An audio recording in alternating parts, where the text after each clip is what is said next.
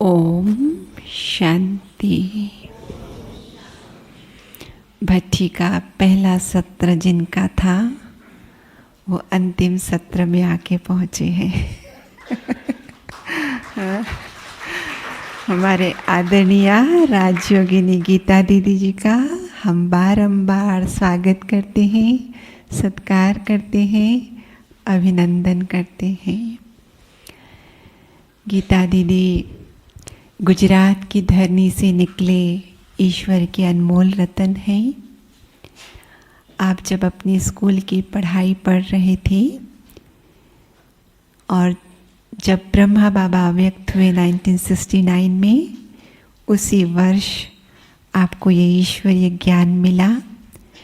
लेकिन उसके बाद तो आपने पढ़ाई जारी रखी और 1972 में जब आपने अपनी मैट्रिक की एग्ज़ामिनेशन, बोर्ड एग्ज़ामिनेशन पास की, तो अपना जीवन ईश्वरीय सेवाओं के लिए समर्पित किया। आरंभ में आपने भरूच, बड़ौदा, अहमदाबाद आदि स्थानों पर अपनी सेवाएं दी। फिर लगातार 14 वर्षों तक भावनगर सब जोन इंचार्ज के रूप में अपनी सेवाएं दी। और उसके बाद 1993 में ज्ञान सरोवर अकेडमी का निर्माण कार्य आरंभ हो गया। एक वर्दी हैंड की ज़रूरत थी, एक लायक बाबा को हैंड्स चाहिए थे, तो बाबा ने आपको वहाँ निमित्त बनाया। करीब 17-18 वर्षों तक आपने वहाँ अपनी सेवाएं दी। तब तक फिर शांतिवन में भी सेवाओं का विस्तार बहुत हो गया।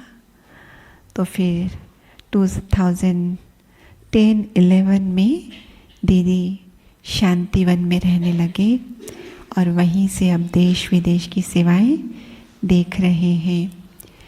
आप राजयोग प्रशिक्षिका हैं, SML की भी प्रशिक्षिका हैं और ऐसे इंटेंस भट्टी के जो प्रोग्राम चलते हैं उनकी भी प्रशिक्षिका है। और हमारा जो बिजनेस एंड इंडस्ट्री विंग है उसके आप हेडक्वार्टर कोऑर्डिनेटर भी हैं।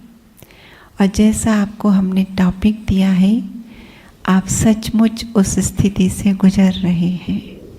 तो सचमुच दीदी अपने अनुभव से आज हमारे सामने शेयर करेंगे कि कैसे योग बल से हमें कर्म भोग पर विजय प्राप्त करनी है। दीदी को जब भी हमें क्लास देनी होती है भट्टी में, हर वीक एक नया भट्टी का ग्रुप होता है, तो सबसे पहले हम आपको पूछते हैं, क्योंकि इनकी डेट होती है डायलिसिस की और उसके हिसाब से हमें पहले इनको पूछ के बाद में दूसरे स्पीकर को पूछते हैं। तो हमने इनके लिए ये विषय रखा कि अनुभव से हमें इन बातों से अवगत कराएंगे। आदरणीय दीदी जी।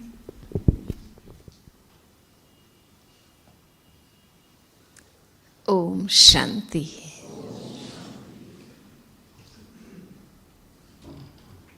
भट्टी में आनंद आ रहा है? हाँ,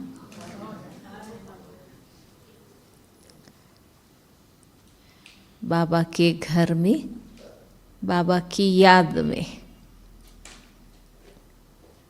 आनंद अनुभव होना चाहिए। जिस बात में आनंद आएगा वो हम लंबा समय कर सकते हैं। अगर हमें उसमें खुशी नहीं, मज़ा नहीं आता, तो लंबा समय नहीं कर सकते। और भगवान की याद के आनंद का ही गायन है। किस रूप में गायन है? अतीन्द्रिय सुख पूछना है तो गोप गोपियों से पूछो। वो गोप गोपियाँ कौन है? हम बाबा के बच्चे। ईश्वर की याद में जो आनंद आता है देहभान से न्यारे होने में, इंद्रियों के रसों से न्यारे होने में आनंद आता है। सिर्फ शांति नहीं, लेकिन शांति के साथ आनंद, सुख का अनुभव। क्योंकि योग का पहला अभ्यास है देहभान से न्यारा होकर आत्मभान में स्थित होना,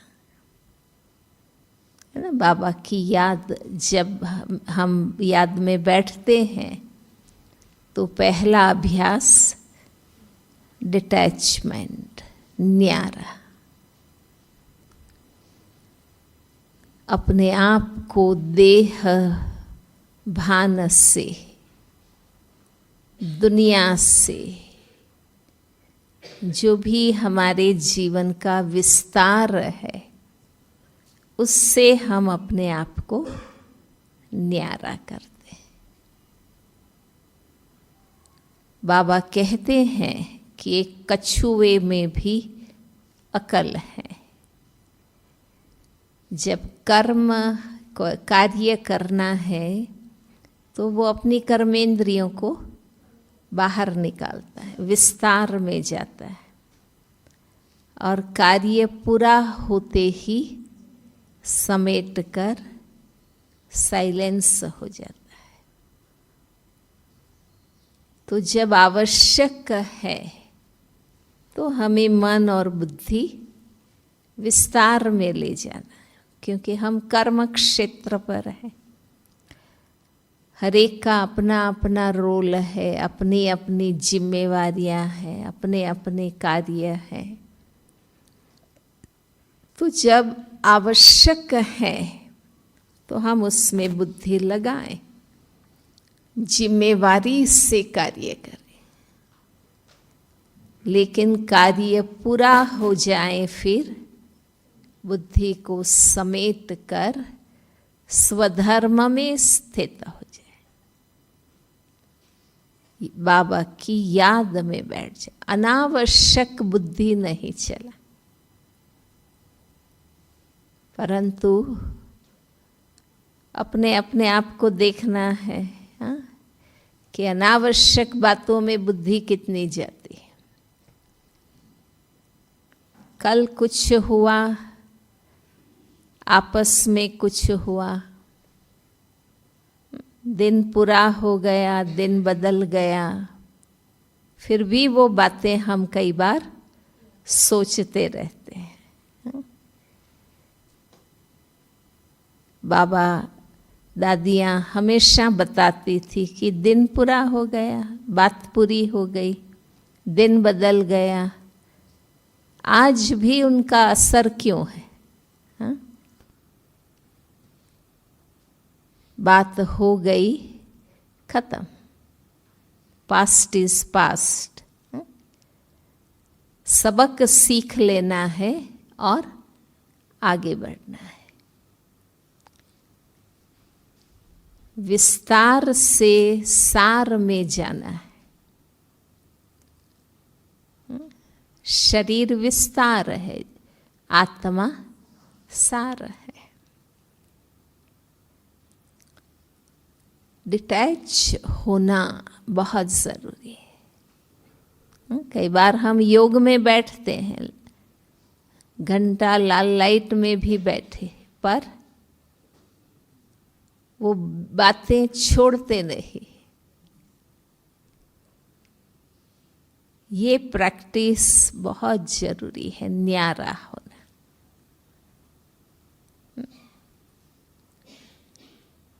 अगर हम योग में डिटैच होकर अपने आप को समेटते नहीं हैं, तो 1 घंटा अभ्यास किया, लाल से सफ़ेद लाइट हो गई, पर रिफ्रेश नहीं होते, रिफ्रेश नहीं होंगे, क्योंकि हम डिटैच हुए ही नहीं, हम उड़े ही नहीं। योग में बैठते हुए भी हम तो कारोबार में ही घूमते रहे, हाँ? घर की बातें, धंधे की बातें। तो अपने आप को हमें समझाना है कि ये समय बाबा की याद का समय। ठीक है, हमें ही नौकरी करनी है, हमें ही धंधा संभालना है, परिवार संभालना है, अपनी रेस्पॉन्सिबिलिटी हमें ही संभालनी, परंतु कुछ समय उससे अलग होकर सोचना है, याद करना है। तो हमें कैसे सब कुछ करना है वो भी समझ में आ जाए। फिर हम बुद्धि से परम धाम जाते हैं, अपने घर में जाते। अब तक तो हम इस दुनिया की और इस जन्म की बातें सोचते रहे। अब बाबा ने हमें ज्ञान दिया, तीनों लोकों का ज्ञान दिया, असली घर का ज्ञान दिया। वरना हम हमेशा दुनिया की बातें ही सोचते रहते, है ना। तो इस दुनिया से ऊपर उठना, इस भौतिक, दैहिक, लौकिक जगत से ऊपर उठना, तो हमारा चिंतन साधारण नहीं रहेगा, श्रेष्ठ बनेगा। और फिर असली घर में जाकर बाबा के सामने शांति से बैठते हैं। कई कहते हैं कि हम 2-3 मिनट में ही नीचे आ जाते, हाँ? बाबा के सामने भी शांति से नहीं बैठ पाते, क्योंकि बुद्धि में सारी दुनिया की पंचायत भरी हुई है। शांत स्वरूप होकर बैठेंगे तो आनंद स्वरूप होकर आएंगे, बाबा से रिफ्रेश हो जाएंगे।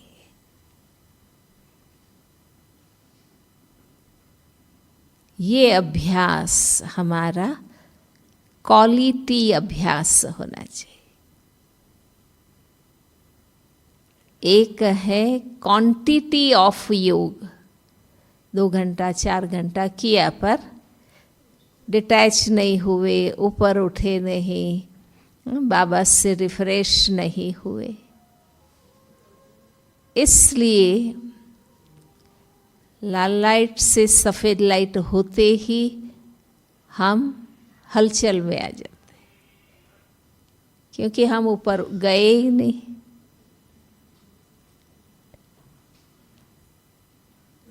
क्वालिटी ऑफ योग भी चाहिए।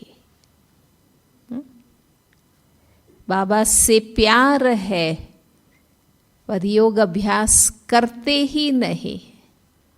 मैं कहूँ मुझे आपसे बहुत प्यार है पर मुझे बात करने की फुर्सत नहीं है, तो आप मानेंगे? मेरे प्यार को मानेंगे? टाइम देना होता है ना। तो इसलिए क्वांटिटी ऑफ योग भी चाहिए, बाबा के लिए समय निकालना है।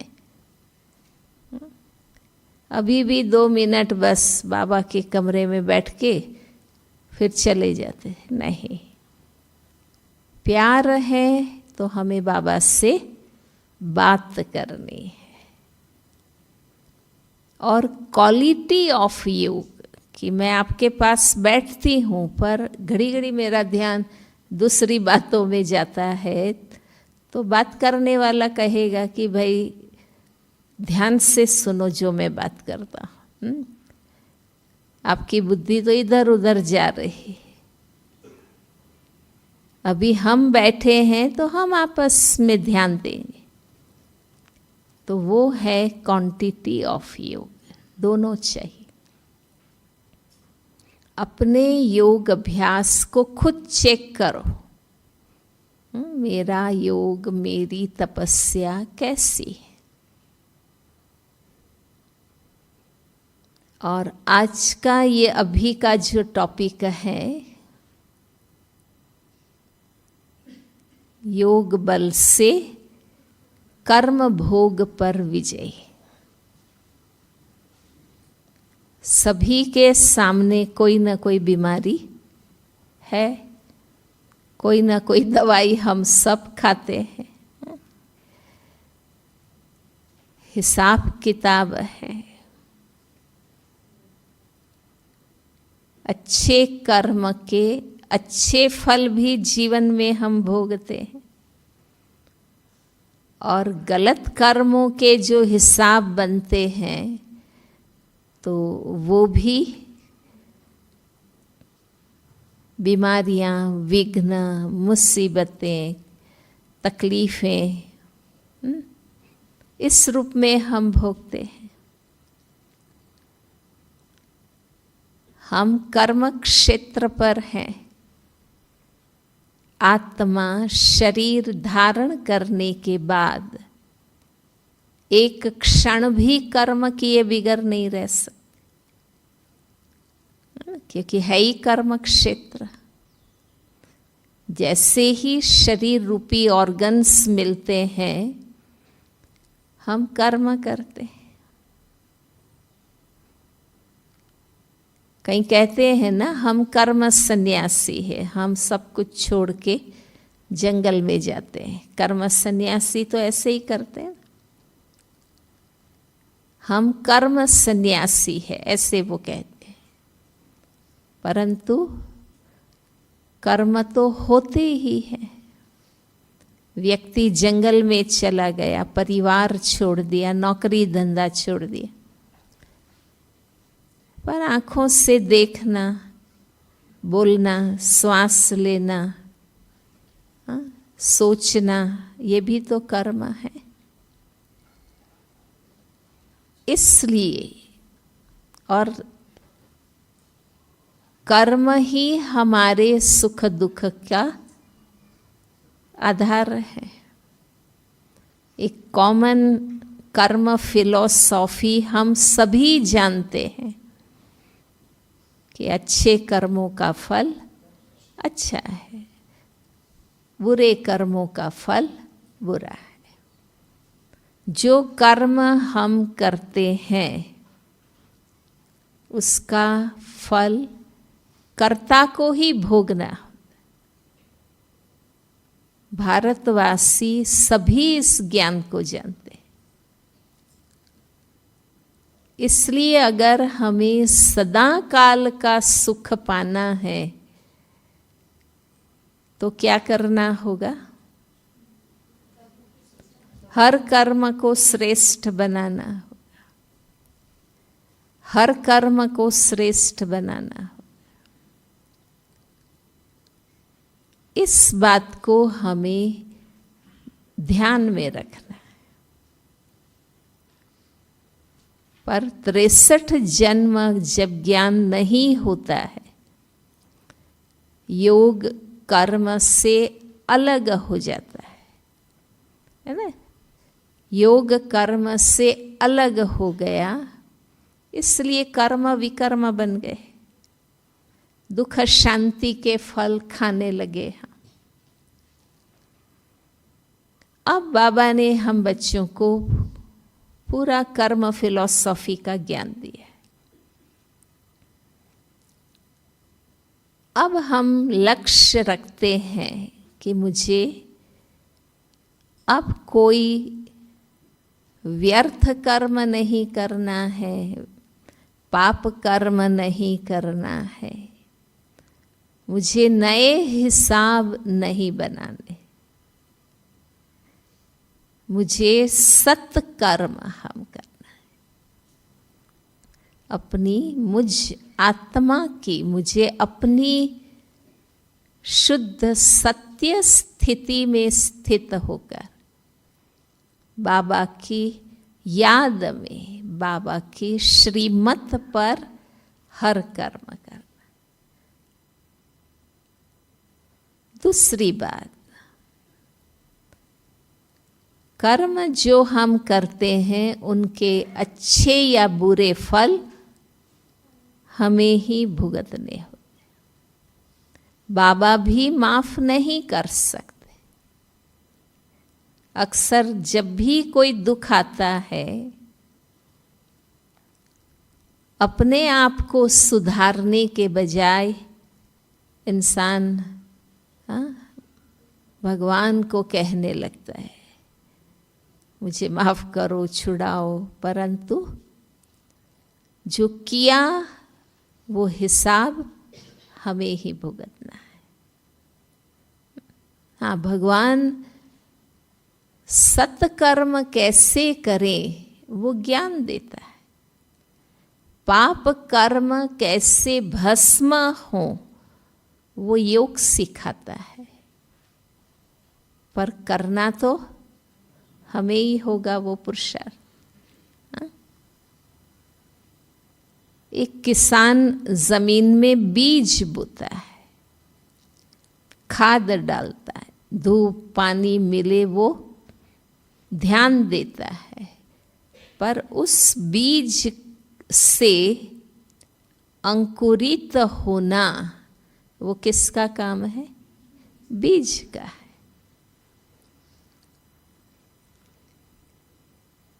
बाबा भी हमारी बुद्धि रूपी धरणी में ज्ञान के बीज डालता है, पर उस ज्ञान को जीवन में धारण करना, उस ज्ञान को गुणों में बदलना, वो पुरुषार्थ किसको करना है? हमें ही करना है।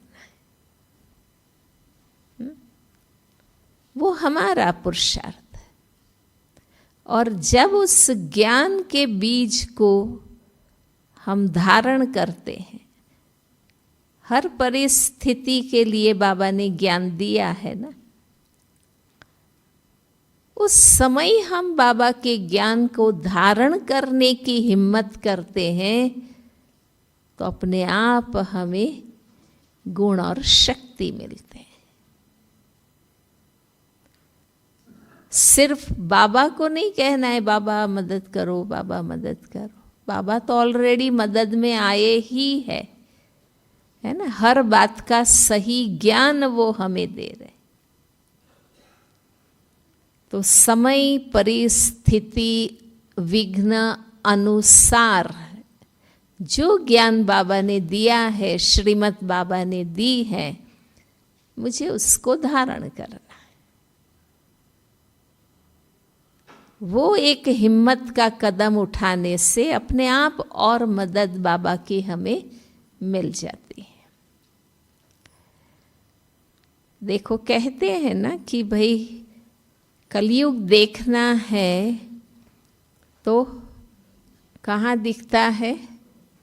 हॉस्पिटलों में जाओ तो पता चले, जेल में जाओ तो पता चले, कोर्ट में जाओ तो पता चले, है ना। जहाँ कलयुग के नज़ारे दिखते हैं, क्योंकि बीमारियाँ, झगड़े, सजाएं दिखता है ना चारों ओर। क्या कलयुग है। तो हर व्यक्ति को कर्म भोग होते, छोटी मोटी बीमारी हर एक को आती। बहुत कम लोग होते हैं जो कहते हैं कि हमने जीवन भर दवाई ही नहीं खाई, हॉस्पिटलों के चक्कर नहीं मारे। पर इस जन्म के नहीं, पूर्व जन्मों के हिसाब किताब बाबा कहते हैं ना, 63 जन्मों का उधार है।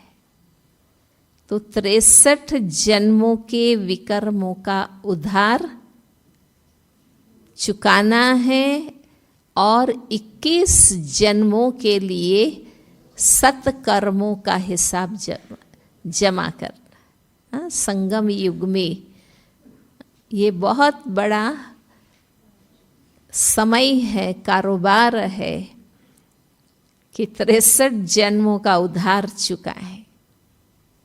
जब उद्धार चुकाते जाते हैं तो खुशी होती है ना कि भाई अब इतना नहीं रहा। सिर पर बहुत बोझा था, अब इतना नहीं रहा। तो बाबा कहते हैं कि कोई भी बीमारी आती है तो दुखी नहीं होना है, खुश होना है कि अब हिसाब चुकता हो रहा है। बच्चे को बीमारी आती है, भुगतना तो बच्चे को ही है ना। पर अगर माँ बाप भाई बहन बीमारी के समय हमारे सहयोगी हैं, हमारा ध्यान रखते हैं, हमें मदद करते हैं, दवा दुआ जो भी, तो हिसाब तो बच्चे को ही चुकाना है, पर आथत रहती है कि कोई है जो मेरा ध्यान रख रहे। इसलिए कहते हैं ना भाई कैसे हो, और प्रसंगों में न जाओ, पर कोई बीमार पड़ता है तो कैसे हो भाई, जल्दी ठीक हो जाएंगे। ये शुभ भावना के प्रेम भरे 2 शब्द भी हम बोलते हैं तो बीमार व्यक्ति को हिम्मत रहती है, वो जल्दी ठीक हो जाता है। कोरोना में बहुत लोग शरीर छोड़ दिए, इसका एक कारण ये भी था कि बीमारी में अकेले कर देते थे। वो अकेला हो जाने से और हिम्मत हार जाते। इसलिए बाबा को साथी रखना। मैं अकेला नहीं हूं, बाबा मेरे साथ है। बाबा को साथी बनाने से हिम्मत रहती। मैं अकेला नहीं, भल मेरे हिसाब किताब मुझे ही चुकता करना है, क्योंकि मैंने ही बनाए। पहले हम ये समझते थे कि इसके कारण मैं दुखी, यही मुझे बहुत डिस्टर्ब करते हैं, यही मुझे तंग करते, हम दूसरों को दोषित समझते थे। पर अब हमारी बुद्धि में स्पष्ट है ना कि जो मेरे सामने परिस्थिति आती है, बीमारी आती है, विघ्न आते हैं, समस्या आती है, वो मेरे ही हिसाब किताब। भल देखने में लगेगा कि ये डिस्टर्ब कर रहा है, ये तंग कर रहा है, परंतु मुझे ही क्यों कर रहा है?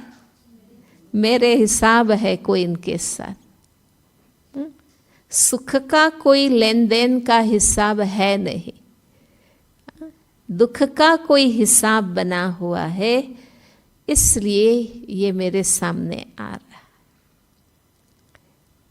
तो बाबा ने हम बच्चों को सिखाया है कि कोई भी बीमारी है, कर्म भोग है, तो 3 बातें बाबा ने बताई।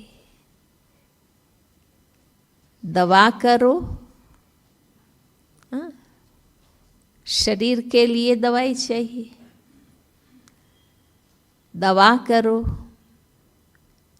जो हमारी कंडीशन है उस हिसाब से जो भी उपचार हम कर सकते हैं वो हम करें। ये भी नहीं कि हम इतना बीमारी के कॉन्शियस हो जाएं कि मुझे वो हॉस्पिटल में ले जाओ, ये हॉस्पिटल में ले जाओ, मुझे फलानी जगह ले जाओ। बाबा कहते हैं ना, सोच सोच के छोटी बीमारी को भी बड़ा कर देते हैं। शरीर की बीमारी आती है और व्यक्ति मन से भी बीमार हो जाता है। मन से बीमार नहीं होना है, मन सदा हमें मजबूत रखना है। अगर मन भी बीमार हो जाएगा तो छोटी सी बीमारी भी बहुत बड़ी लगी। एक फुंसी होगी तो भी होगा कि अरे मुझे क्या हो गया, कैंसर तो नहीं, ये तो नहीं। हाँ, ये है मन बीमार हो जाना। मन को बीमार नहीं करना। मन मजबूत है तो बड़ी बीमारी भी छोटी लगेगी। नेचर जो बन जाता है ना कईयों का, राई को पहाड़ कर देना, तो सिर्फ बातों के लिए हम ऐसा करते हैं, ऐसा नहीं है। बातों के लिए तो करते ही हैं कि बात को बतंगड़ बना देते हैं या छोटी बात को भी बड़ा पहाड़ कर देते हैं। परंतु बीमारी के बारे में भी ऐसे करते हैं। हाँ, मुझे ये तो नहीं होगा, मर तो नहीं जाऊंगी, क्या होगा, है ना। आगे आगे का बहुत सोचते हैं, कौन बच्चों को देखेगा घर का क्या होगा। अरे भाई, पहले अपने को तो ठीक करना है ना। हाँ? हर बात को हल्का सामान्य बना देना है। जो ऐसी बातें आती है, जो हो सकता है वो दवा करेंगे। हम बाबा के बच्चे ज्ञान से अपने आप को ठीक करेंगे, मन को। देखो, हम यहाँ हैं, शरीर में हैं, तो भी हम क्या करेंगे? अब बाबा को याद करेंगे, पुरुषार्थ करेंगे। और मान लो मेरा शरीर छूट भी गया तो मैं आत्मा जहाँ जाऊंगी वहाँ भी क्या करूँगी? हाँ, हम ज्ञान योग के ही संस्कार ले जाएंगे, तो हम जहाँ जाएंगे वहाँ भी हम ज्ञान योग ही करेंगे। तो हमें तो कोई फर्क पड़ना नहीं है ना। यहाँ रहे तो भी ज्ञान योग, जाएंगे तो भी ज्ञान योग। इस प्रकार अपने आप को डिटैच करते रहो। और कुदरत का क्रम है, जो आया है सो जाएगा, आज नहीं कल। कोई किस विधि से जाएगा, कोई किस विधि से जाएगा, जाना तो है। आना और जाना सुखदायी बनाना चाहते हैं तो नए हिसाब नहीं बनाने। बाबा कहते हैं ना, सुख देंगे तो सुख मिलेगा। अच्छे ज्ञानी बने, अच्छे योगी बने, अच्छे सेवाधारी बने, बाबा के साथी और मददगार बने, तो जितना हम जमा करेंगे तो हमारी आना और जाने की जो क्रिया है वो सुखदायी रहेगी। दूसरा बाबा कहता है, दुआ करो, दवा करो और दुआ करो। हम ऐसी चलन चलें जो लोगों के दिल से दुआ निकले, आशीर्वाद हमें मिले। आपने समय पर हमें मदद की करके दिल से शुक्रिया करते हैं। दुआ कमाना है। और तीसरा, योग करो।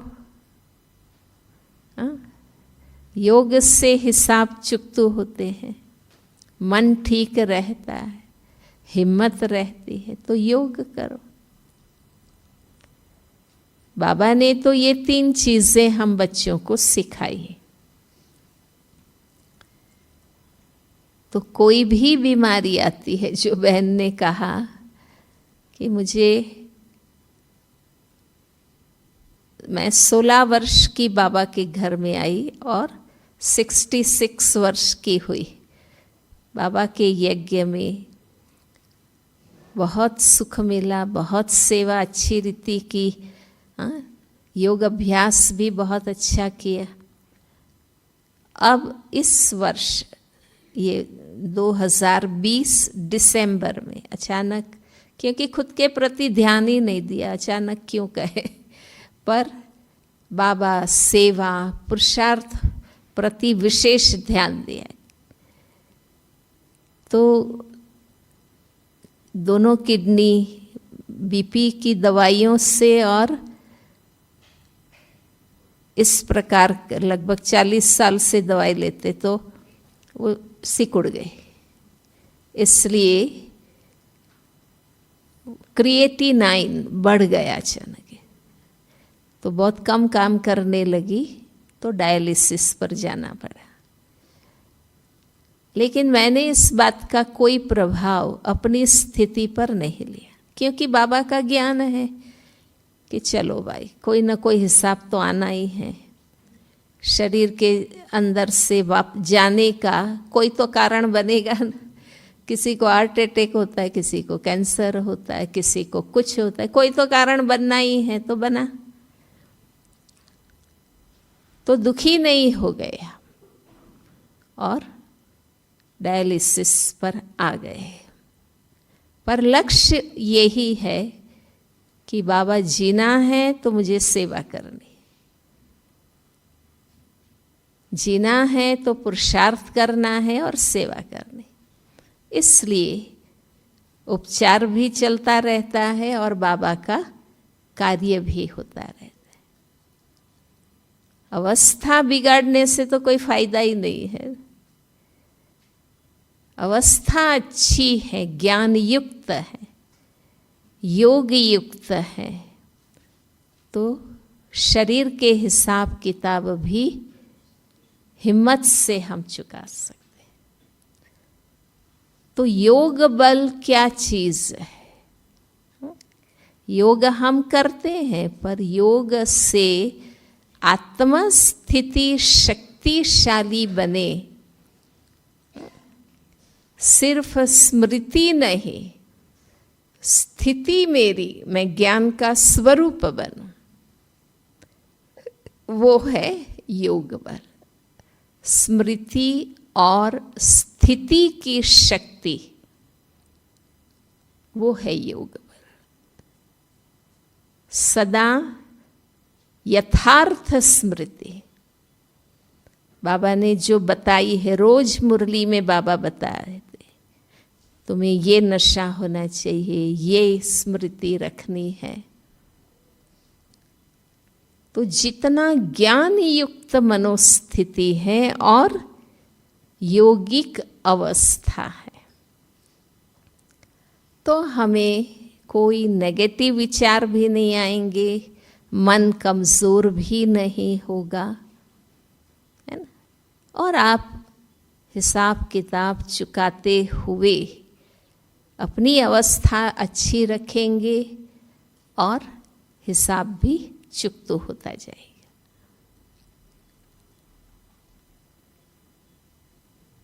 एक है जैसे स्कूल में पढ़ते हैं, कॉलेज में पढ़ते हैं, पढ़ने में कोई बातें डिफ़िकल्ट लगती हैं, छोटी मोटे पेपर आते हैं, तो ये भी पढ़ाई के समय, है ना, कई छोटे मोटे विघ्न हम सबके जीवन में आते हैं, तो वो पढ़ाई करने समय आने वाले विघ्न हैं, परंतु रियल एग्ज़ाम उसको मुझे पास करना है ना।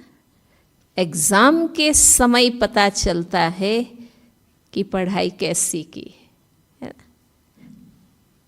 तो ये अंत समय है, महापरिवर्तन का समय, पूरे चक्र के कर्मों का जो माइनस प्लस का हिसाब बना, वो एकदम लास्ट क्लियर करने का जैसे बैंक में सारा वर्ष आप जमा भी करते हैं और निकालते भी, वो माइनस प्लस होते होते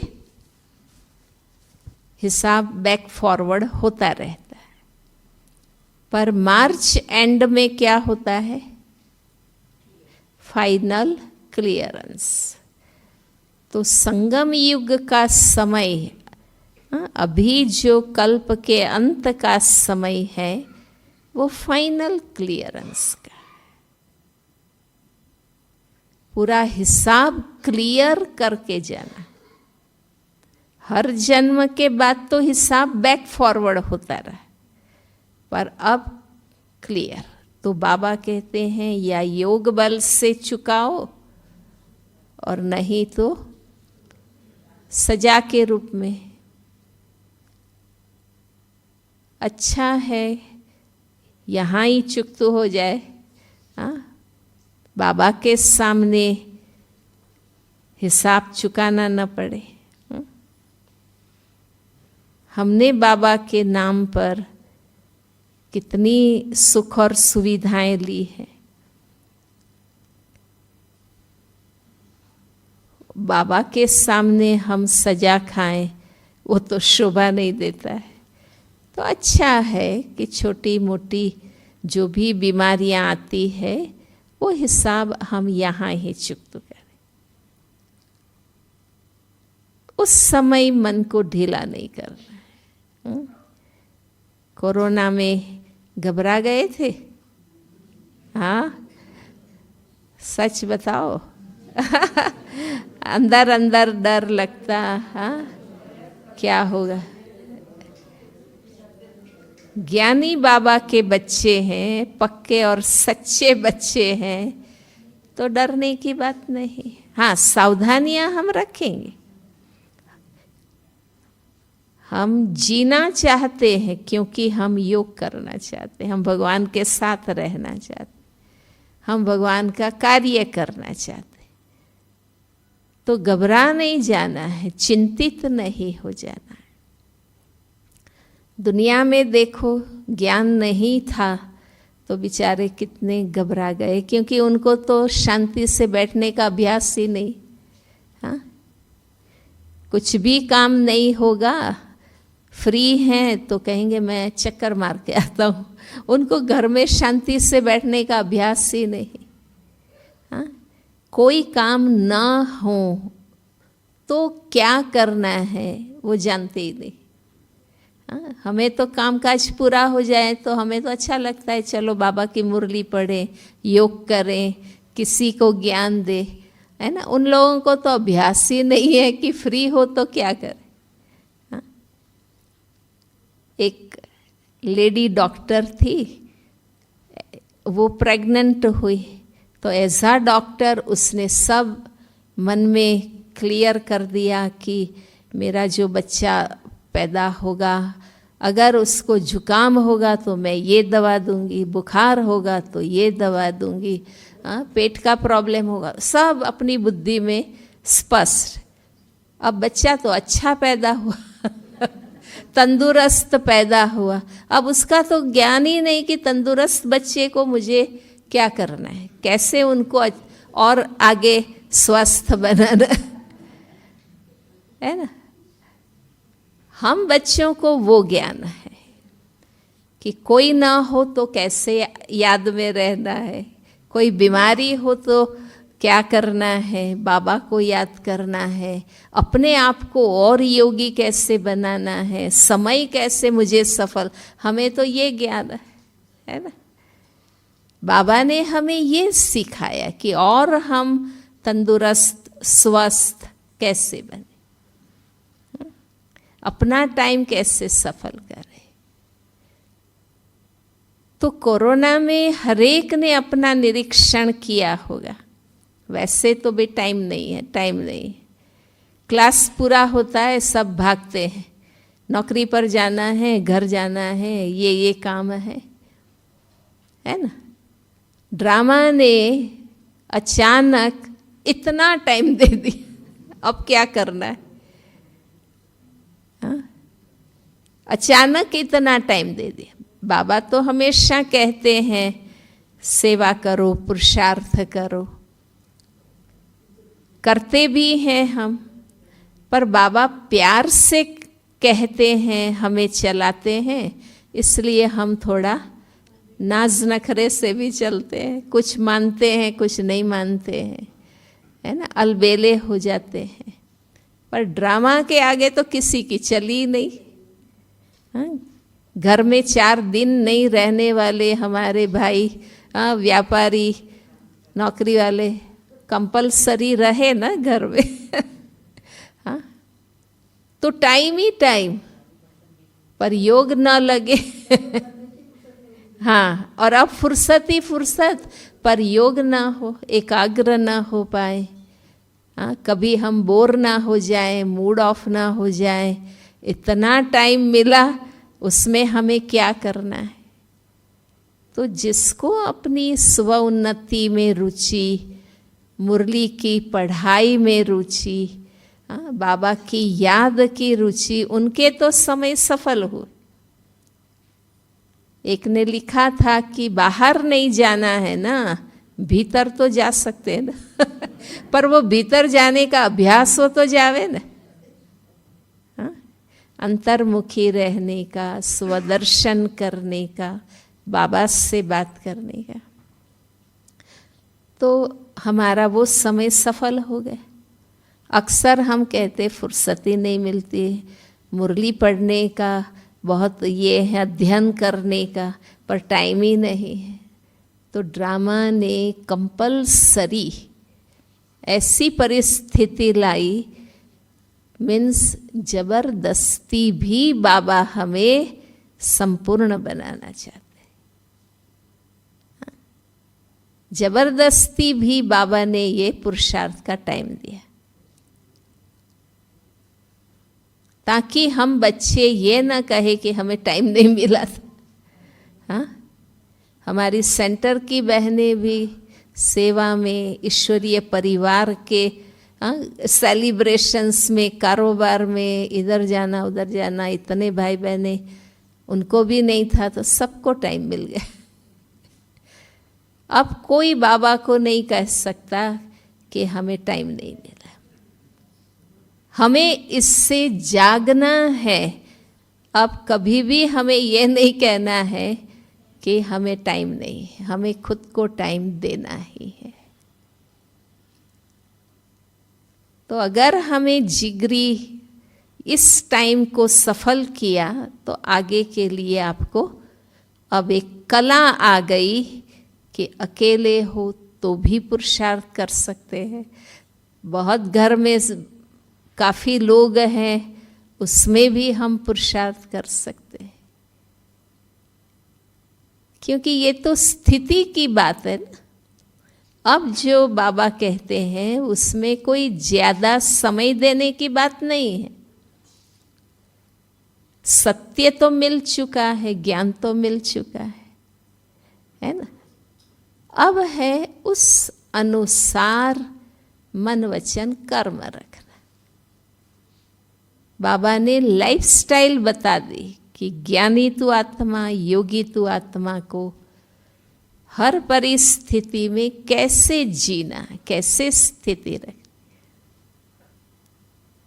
वो हम सबको बाबा ने सिखा दिया। तो कोई डर नहीं, चिंता नहीं, भय नहीं। हम है ही बाबा की याद में, हम है ही श्रीमत पर। हमारा मन वचन कर्म, हमारा तन मन धन जो भी एक्स्ट्रा है वो बाबा के लिए है, सेवा के लिए है, पुरुषार्थ के लिए। तो हम बोर होंगे ही नहीं कि क्या करें, फालतू बैठ के क्या करें। पर हम तो फालतू बैठे ही नहीं हैं। बाबा कहते हैं ऐसे ही बैठे हो तो भी सदा ऊंची स्थिति में बैठ, साधारण स्थिति में नहीं। मान लो कई बार हम फ्री होके बैठते हैं तो अंदर अंदर बुद्धि इधर उधर, क्या करना है क्या करना है, कोई आवे बात करे, नहीं। ऐसे ही बैठे हैं तो भी ऊंची अवस्था में बैठना। समय सफल, श्वास सफल, संकल्प सफल। तो हर परिस्थिति में आप अपने आप को ठीक रख सकें। बाबा के बच्चों के मुख से ये शब्द नहीं निकलने चाहिए कि मैं तो डिस्टर्ब हो गया। अरे हम क्यों डिस्टर्ब होंगे? इतना जो पुरुषार्थ करके अवस्था बनाई, वो छोटी सी बात में डिस्टर्ब करनी। यहाँ एक मेडिकल कॉन्फ्रेंस थी, एक डॉक्टर उसमें आए थे, मैंने प्रैक्टिकल देखा, उसकी घड़ी गुम हो गई।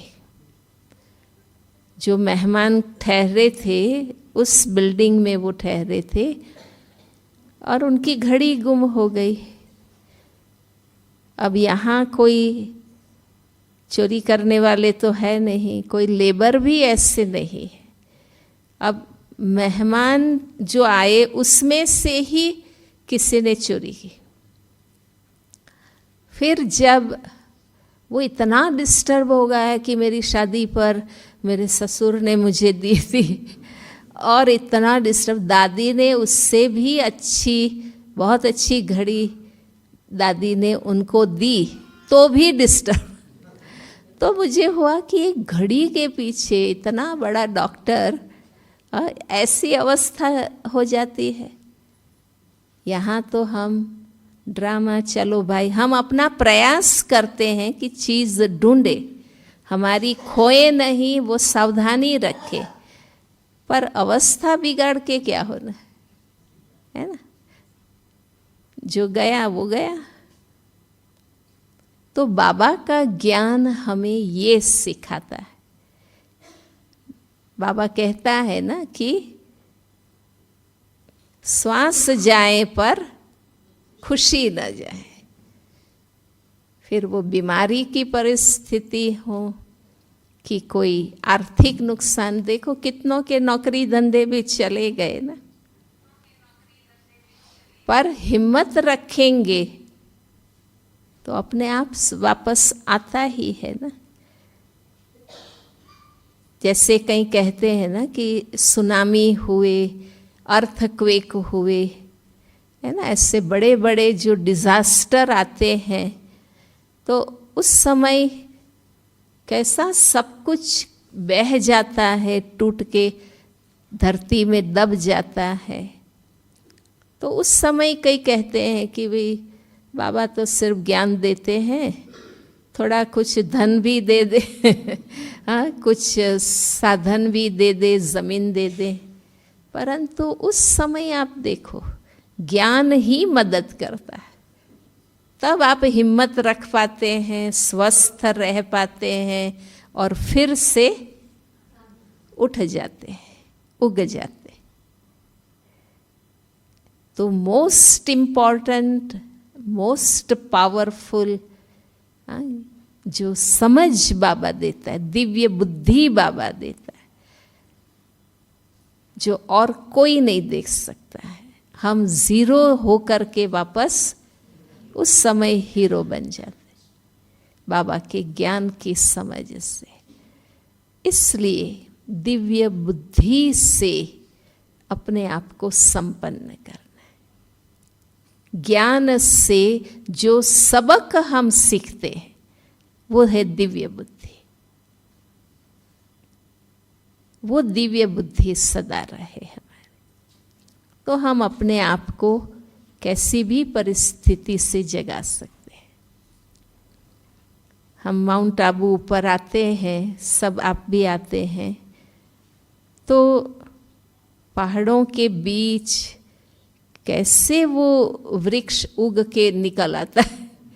इतने कड़े पहाड़ के बीच भी कैसी कैसी स्थिति में उग के बाहर आते हैं।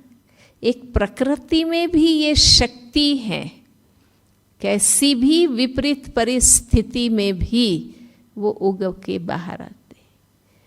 कई बार हम देखते हैं वृक्षों पर डाली डाली पर बंदर बैठे हैं, और जो उनके कोमल पत्ते उगते हैं ना, जब पतझड़ के बाद फिर उगते हैं वृक्ष, तो हम देखते हैं कि हर डाली पर बंदर खाने के लिए कोमल पत्ते बैठे हैं, फिर भी आखिर वो वृक्ष पूरा पत्तों से भर जाता है, उग जाता है, भले डाली डाली पर खाने वाले बंदर बैठे। तो एक प्रकृति में भी शक्ति है, तो हमारे में ना हो। हाँ, कुछ भी बातें आए, भले हमें परिस्थिति आवे, ऐसे कर्म नहीं करने हैं, कहीं खुद ही मुसीबत को लाते हैं। उनका स्वभाव ऐसा, चलना ऐसा कि किसी ना किसी से टकराते ही रहते हैं। जैसे स्थूल रीति से भी आप देखो, कईयों का चलना ऐसा होता है, कहीं ना कहीं टकराते ही रहते हैं, गिराते ही रहते हैं। हाँ, चीज़ें टूट-फूट होती ही रहती। भाई सावधानी से चलो। इसलिए हमें जानबूझ के परिस्थितियां, बीमारियां नहीं लानी, पर हिसाब किताब से आई है तो डरना भी नहीं है, हिम्मत से इसको पार करना है। कर सकते हैं ना? हाँ हाँ,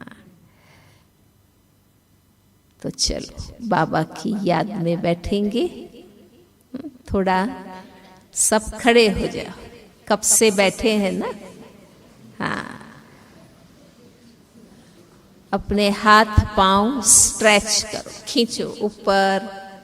हाँ, ऊपर खींचो, छत को हाथ लगाओ। हाँ, 3 बार।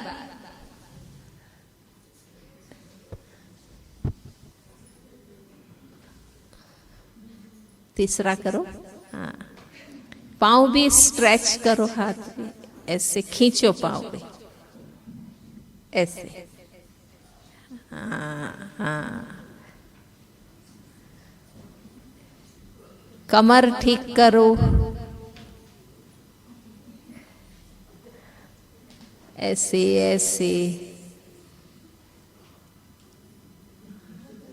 गर्दन ठीक करो।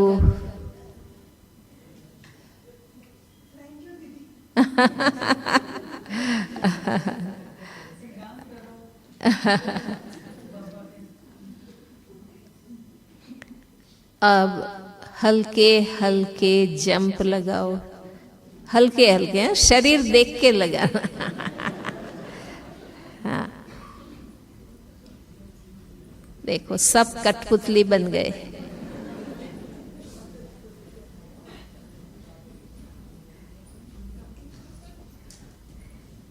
खड़े खड़े अपने ही स्थान पर दौड़ो।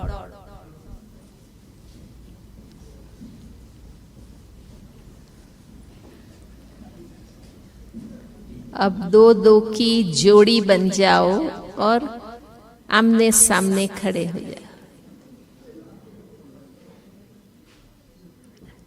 भाई भाइयों के साथ, बहनें बहनों के साथ।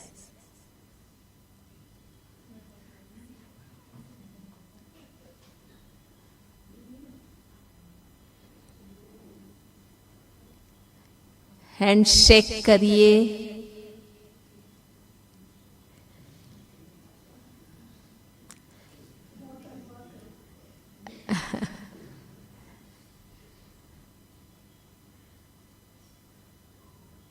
नमस्ते करिए 1-2 को। सब देवी देवताएं हैं। सलाम वालेकुम करिए।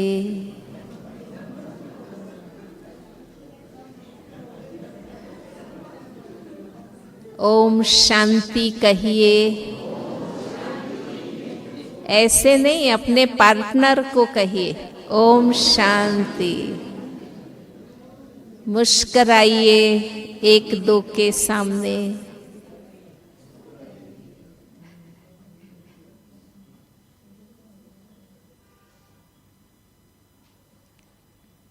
आज जो भी क्लासेस हुए, कौन सी पॉइंट बहुत अच्छी आपको लगी वो एकदम धीमे से कान में बताइए। एक दो पहले याद करिए, आज जो भी क्लास चले कौन सी पॉइंट अच्छी लगी, कान में बात करिए।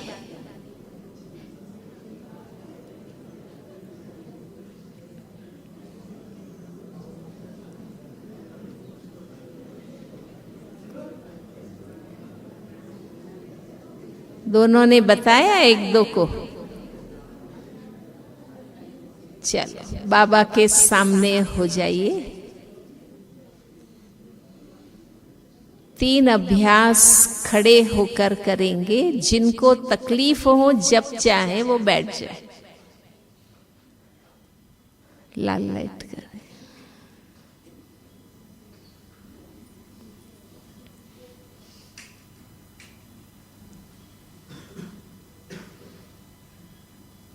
पहला अभ्यास,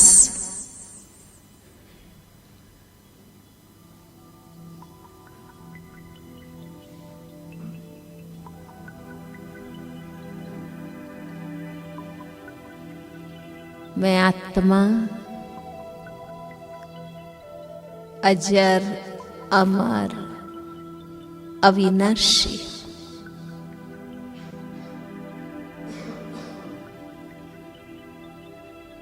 शरीर जन्मता है, शरीर मरता है।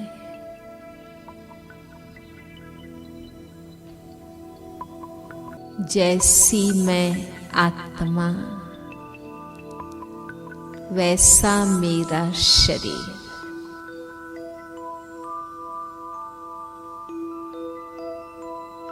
मैं आत्मा शुद्ध सोना हूं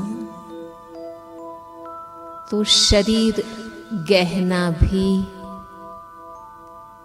सोने जैसा। कंचन काया है, मुझ आत्मा में खाद पड़ती है तो शरीर भी तमो प्रधान बनता है। मैं आत्मा योगी हूं तो शरीर भी निरोगी है। मैं भोगी बनती हूं तो शरीर भी रोगी बनता है।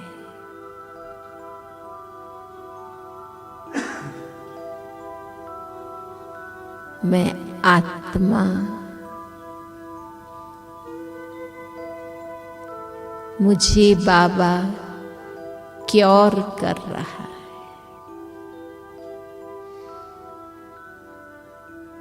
अब शरीर रोगी है, मैं आत्मा रोगी नहीं हूं।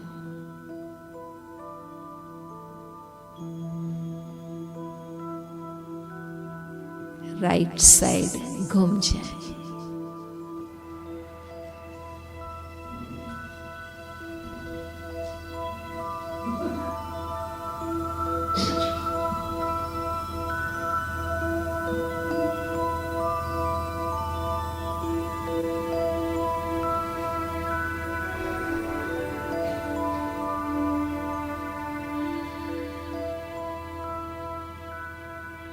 बाबा मेरा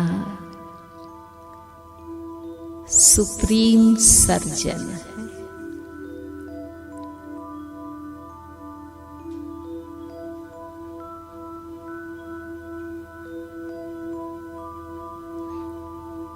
ज्ञान योग से मुझ आत्मा को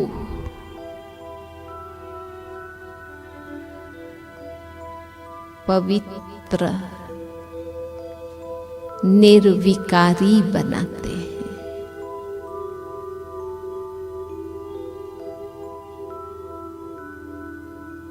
ज्ञान योग की रोज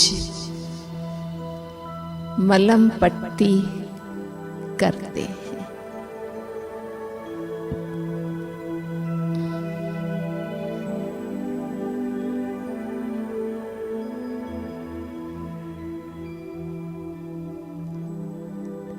शरीर रूपी स्ट्रेचर पर मैं आत्मा बैठकर रोज बाबा की रूहानी हॉस्पिटल में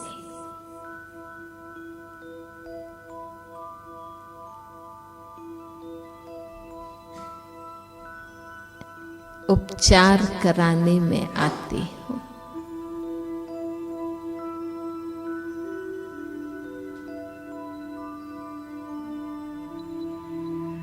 मैं विकारों की बीमारी से मुक्त आत्मा।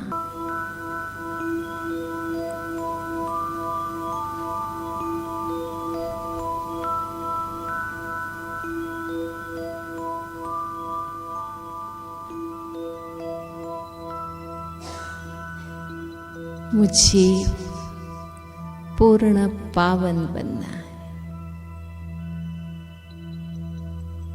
सतो प्रधान बनना है,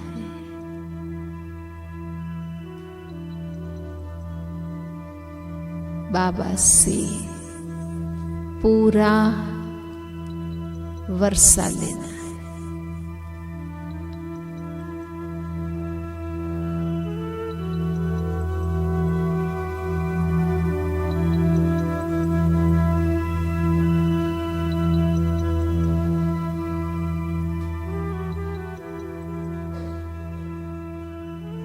मेरा लक्ष्य है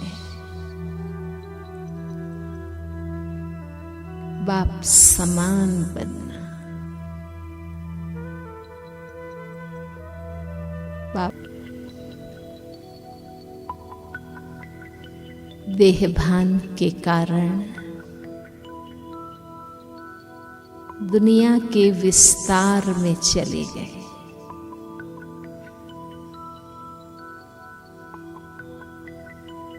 अब वापस स्वयं में फोकस हो जाना है, स्वयं के प्रति केंद्रित होने का।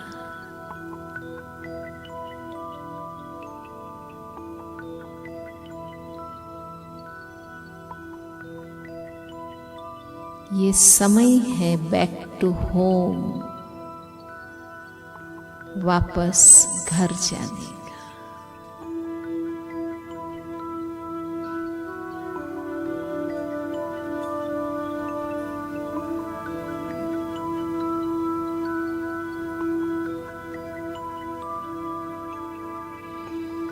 निज धाम में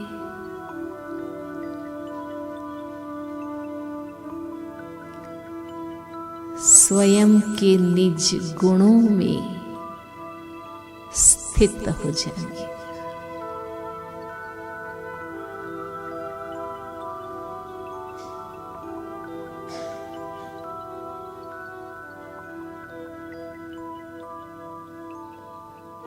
ये समय है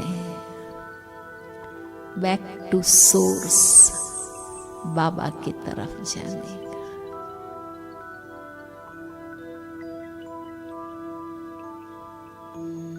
बाबा से सर्व संबंध, बाबा से सर्व प्राप्तियां,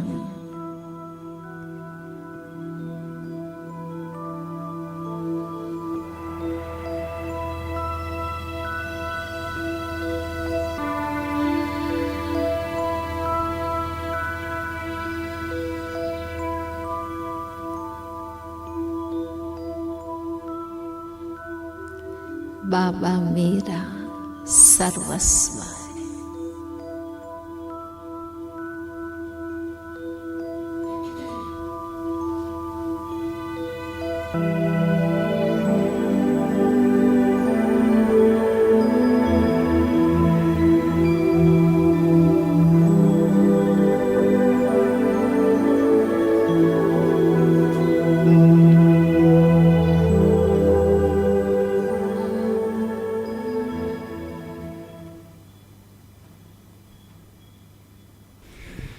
अवश्य ही पूरा 1.5 घंटा दीदी के सानिध्य में बैठकर अच्छा अनुभव भी किया होगा और ज्ञान रतन भी जमा किए होंगे।